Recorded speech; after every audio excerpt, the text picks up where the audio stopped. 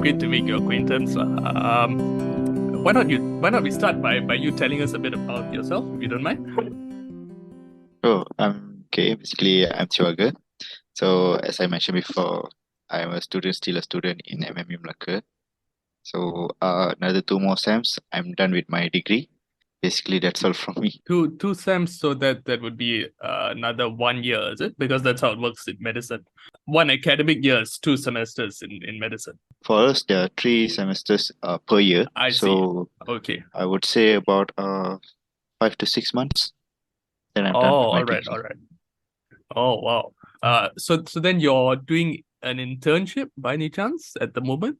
Have you started doing Uh, it? Are you going to do it?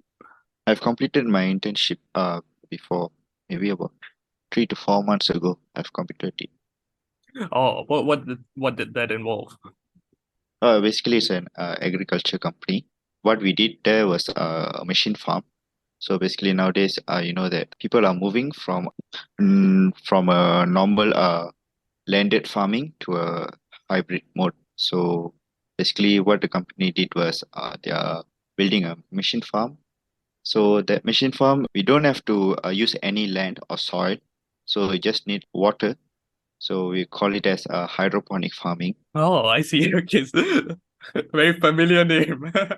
Oh yeah, okay. You remember or not? Kemahiran hidup, life skills. Was that in your syllabus by any chance? Yeah, yeah, yeah. Yeah, it was in my Yeah, it was. syllabus. Okay, Got all lah, right. got. So we are moving towards that. Then we will move on to today's topic lah. Then we are going to talk about this hot take that our guest here is going to agree with, I guess. He said that students are lacking fundamental studies due to no major or important examination in Malaysia. Yeah, Yeah, it's interesting. No, I was under the impression actually, when Yuvaan brought up the topic, I was under the impression that there there are still examinations. While I was aware that UPSR has been abolished, PT3 has been abolished recently. I was under the impression that there were still normal exams, so that would be maybe 3 times, 4 times every year. So my position on the matter would be there is really no need to have PT3 or UPSR when you have examinations like this that is being consistently carried out once, like four times per year. Except the only exception I would make, or the weakness in that argument would be the sense that there's nothing really gonna screw you into actually putting in the hard work, or working under pressure, because PT3 is more like all or nothing. You got to give it your all. So that's the only element that I think is lacking. It allows students some room to slack. Do you completely agree, or do you completely disagree, rather, with what I'm saying, or what's I your would position? say I partially agree with what you said.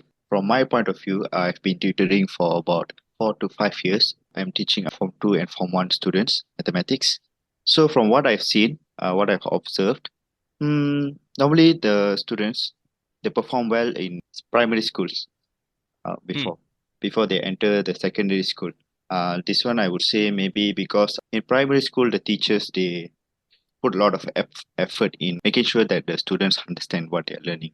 But then when they come to secondary school, we can see that there's a major change where the teachers they might not put 100% effort, maybe about 30 to 40% effort, and the rest depends on the students on how they are learning. So when we talk about exams, as you said, there are no major exams, but then there have been 3 to 4 exams being held in a year. So those exams, I don't think the students I feel from my point of view, I don't think the students they have the fear. They don't have the fear to to focus well studies so that they can answer well in those exams, because those exams results are not being counted in any of the further Education, like even after Form 3. yeah further educations or even after Form 3 level like that. But then how are they doing it right now? Like, what is the condition for you to enter science stream or art stream or any stream that you want after Form 3? Neither am I. I'm not sure of what the condition is. I assume that you are not aware of what Mm-mm. sort of Yeah, mechanism they're using. yeah, Are I'm you? not aware too. So okay, let's put that aside first. So in that case, picking up from where you left off, I think, yeah, while you may feel that there is no motivating factor, I think that's one word to summarize what you were saying, right? No motivating factor. But then I'd argue that there wasn't a motivating factor there in the first place in Form 1 and in Form 2, because as I remember, I started ramping up my performance towards Form 3. In Form 1 and Form 2, I sort of took it easy. I remember Form 2 was like the best year of my life. And then another thing would be, you mentioned that teachers are not giving their all in teaching their students. So I agree to that, but then the point must be made that you're having now maybe a bigger number of students per class, I guess. Not to say that excuses the teachers, but as you grow older, that's generally the trend that you see. But I find it interesting how at the same time, while you have that opinion, there are also people that say, oh, towards matriculation or in some places students are spoon-fed Yeah, at the same time. So yeah, so it's like two conflicting opinions at the same time. Yeah, but then I feel like it is okay for the teachers to be a bit like that, right? Because like you said just now, eventually you're going to be on your own. Even in universities, if you're not going to study on yourself, most of the subjects you can't even get a pass. So they're just starting it early so you can get the experience of it. Yeah, so but I guess we first need to all agree on one thing, which is, are students actually being spoon-fed or not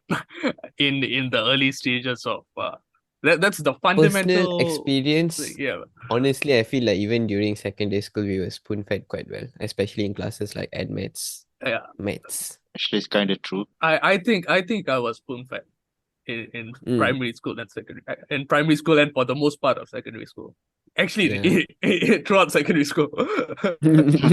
I remember I had one teacher was saying, oh, as you in secondary school, no one is going to help you. But then I think I'm pretty sure it depends on the teachers and depends on the school as well, right? But then coming back to the point, exams, do they really spoon fed you to understand the content better or for you to get better grades in that specific exams? I would say I'll go for the second one, but Yuvaan said Mhm. they want to ensure that you'll get a better results in our examination. So abolishing the public examination right Mm. now, isn't it creating a better way for the teachers to actually focus on the content and letting them teach through their own way to actually make the students understand? But the thing is, are they focusing? I mean, like, are the teachers Yeah, there's putting no, effort? there's again, now on the teacher's part, there's no motivating factor now, is there? Yes. Mm. Yeah. But I mean, to be honest, it's the responsibility of a teacher to educate, right? We can't just say that Yeah. just because they don't have exams, you are not going to teach, right? But then to see from the student's perspective, having no exams will release your stress. And I also understand Divaga's point where he said that they won't be afraid of something in the future. Like they don't need to prepare for anything. But then that is why when they actually replace this PT3 and UPSR, the replacement was strengthening the PBS, which is obviously like increasing the monthly exam the frequency of exam increased, if I'm not mistaken. So So like they do have you something to mentioned look forward to. PBS though. That is a form of continuous assessment. Yeah. PBS is a continuous assessment. Yeah, something like we do in university nowadays. So There is when like are quiz, you exam, and the mean. are you a fan of continuous assessments? I feel exams are better than continuous assessments because some students take longer time to appreciate a concept. And so when you give them time to sort of uh, put stuff that they don't understand at the back burner and focus on the next topic, it gives them time to reflect over and over again and then fully grasp the topic rather than just memorizing a concept and blurting it out later without understanding anything at the end of the day. But I Yeah, think, but then yeah. like You say? Having like this shorter period of exam, right? Like exam in shorter period of time, you can just focus on the next chapter already by the next exam. You don't have to remember all of this. I mean, of course, you need to remember if you're going to use it in future, right? But then the way the exercise is to make sure that you understand that specific topic well. So like separating it in this way, you can just focus on only one topic and not just cramp into like 5 or 6 chapters. From what you guys told just now, I was thinking about one thing. Okay, Hmm. Yuan mentioned earlier that it is good that teachers are letting the students doing by their own all the stuff, so that it will be easier in university levels. But if you ask me, okay, fundamentals are built when they are in primary school or secondary schools. When you go to university level, those are the crucial parts that need to be concentrated on, because without fundamentals, you won't be able to study further Understand any of it, yeah. study further when you go to a university level. So the secondary school period is the time where you need to focus on your fundamentals or basics. Like for example, when it comes to maths, okay, let's take fractions for example. Okay, for some equation like maybe I'll give an example. Okay, 203 divided by maybe 5/2. So there 203 times 205. yeah. So you need to bring that Denominator to denominator to the numerator. upper numerator and you turn it upside down, right? Yeah, yeah. But Okay. then, Yeah. Yeah. okay, these need to be taught in secondary school levels. Like teachers need to I would focus say on this. primary school. Yeah, Yeah, primary even school. even primary school. Never mind. Yeah, the point you're making is, yeah. Sorry, we keep interrupting you. Yeah. So what I'm trying to tell now is that okay, this if let's say the teachers let the students study by their own some syllabus like this, so I would I would say that it is better that teachers they focus on students now rather than leaving them doing their own, so that they won't suffer in university levels. Yeah, but then I have 2 points about it. Number one is I'm not saying the teachers should let the students study on their own. I'm saying this the teachers must do their job. But if you feel like the teacher is not doing a proper job at it, maybe you should put your own effort, of course. And second, by putting your own effort, I feel like it creates more job opportunities. For example, you say that you are tutoring students. Mm. So it technically helps you to grow your business in a way.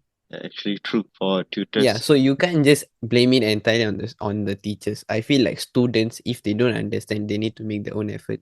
And that's where stuff like tuitions and like studying on your own, those kind of things came up But then there is a trend where people then start to go to tutors and depend on tutors entirely. as a replacement of teachers. Instead of going to school, just go for home tuition. Yes, Yeah. home tuition, which is something people say home tuition and they basically stop going to school.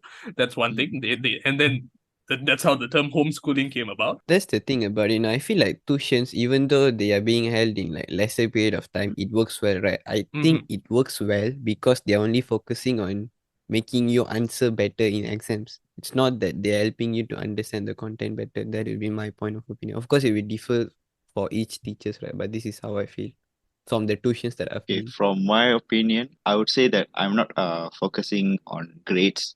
I would say that how you're going to implement it in your daily life.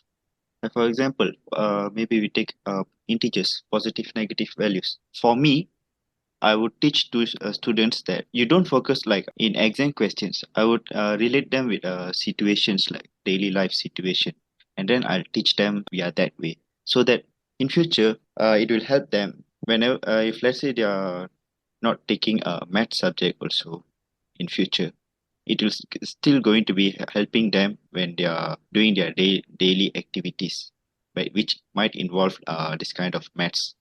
So that's what I would again say that the teacher's effort comes in, like how they're going to teach students. So, do you feel like the public examinations that were abolished, for example, like UPSR and PT3, actually help you to implement what you study in future? Because you are saying that abolishing them is not making any good for the students, right? So I suppose this will be the counter argument. I think it's a partial answer, though, isn't it? Because for example, the example, for example, the example that Thivaagar brought up, it's not in every topic that you're going to find a specific maths principle that you can actually implement in your Yeah. in real life, because you see a lot of people ranting about the fact that they don't use so many things that they learn. For example, Pythagoras theorem. Pythagoras theorem. They don't use Pythagoras theorem in the everyday life. On the other hand, it helps you in another way though. It helps you face more stressful situations because you faced a stressful situation like that beforehand. So it helps you prepare yourself. Yeah, but then I think I do agree on that part for sure, because I feel like having those public exams obviously put you in a situation under stress. So it can eventually ease your stress in future. So let's say for a quiz, you won't really be worrying so much compared to a exam. They can actually prepare well in their future, right? So they won't be like that much stress for simple things like a quiz. Yes, I Actually, true. agree Yeah. with you. But then why do you guys feel like the public exam creates more pressure than the normal exam? Because we don't know how what are the conditions for you to enter science stream or any other stream in Form 4. So putting that fact away, if you just compare like PT3 and the normal exams, Mhm. why do you guys feel like PT3 has more pressure than the normal exams? Okay, so let's take UPSR for example. UPSR is going to decide on whether the school that you get is a good school or not. Whereas in PT3, or how it was done before, it decided which stream you'll end up. I think that's why it's important. And then secondly, it's a trajectory. It sort of shows parents like a graph performance, isn't it? Yeah. Yeah. But then, sorry to interrupt you guys. We did talked about it in learning to learn Uh-huh. last season, right? You were Yeah. mentioning that at that point of life, we actually don't know what are we going to do. So we pick the so-called safest option, the science stream. So like you Yeah. can't say that it's a possible trajectory for the parents, right? But at the time, you won't even know what you're planning to do. How would your parents know? Well, coming back to your question though, because you said Mm. you asked how why is it important, right? Well, because if you Yeah, fail yeah. something like PT3, then you're not going to get into science stream. So it no longer becomes Yeah. the safest option. Yep. But is there any repercussion if they fail the normal test or something? If you fail a normal test, then it's people should take it as a wake up call. And if the parents are irresponsible, then sad to say, which it happens a lot also, then Mm-hmm. there will be consequences in the sense that the graph, the trajectory of the student, uh, will start going in a Eventually fall downward, down lah.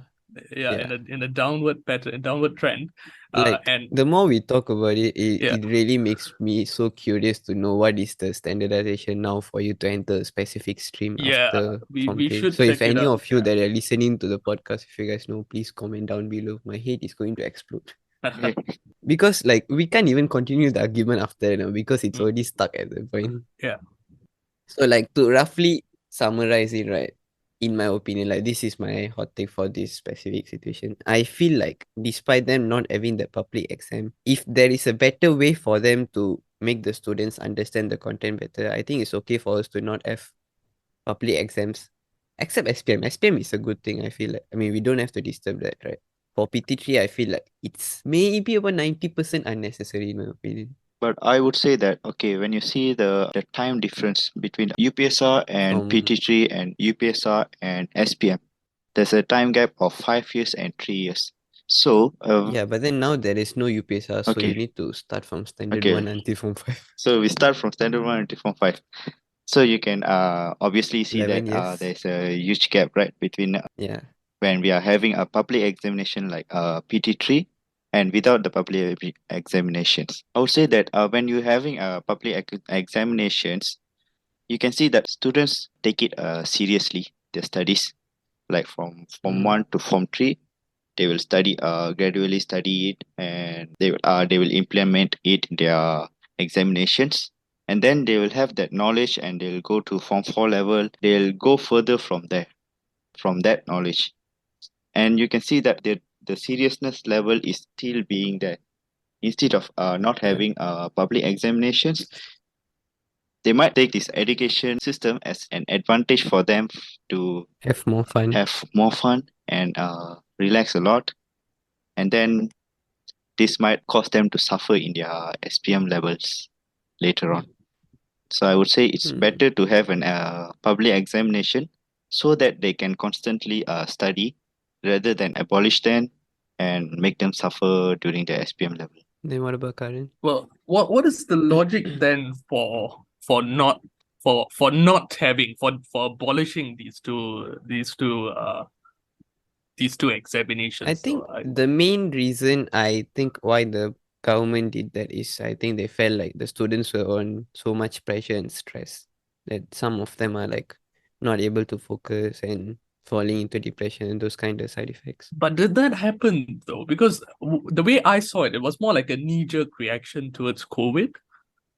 And then Mm-hmm. suddenly, before you know it, everything like stopped, came to a standstill. Yeah. And I found that incredibly surprising, especially since PMR was changed to PT3, which was supposed to PT3. be a harder form of examinations. Why would you do something so drastic and then make a complete U-turn like Abolish it halfway? and just It yeah. I mean it really makes to me it makes no sense.